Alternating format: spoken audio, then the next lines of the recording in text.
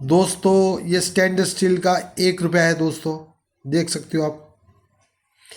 ये दोस्तों मुंबई मिंट में होता है दोस्तों, 1998 का दोस्तों।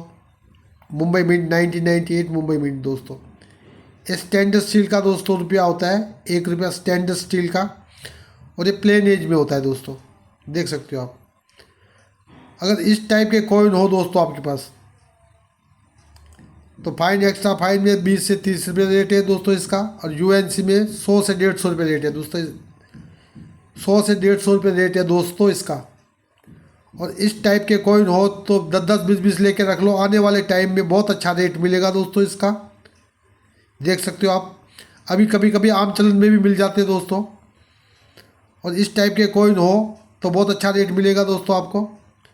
और आने वाले टाइम पे बहुत अच्छा इसका रेट मिलेगा दोस्तों। और ऐसी वीडियो देखने के लाइक करना, धन्यवाद।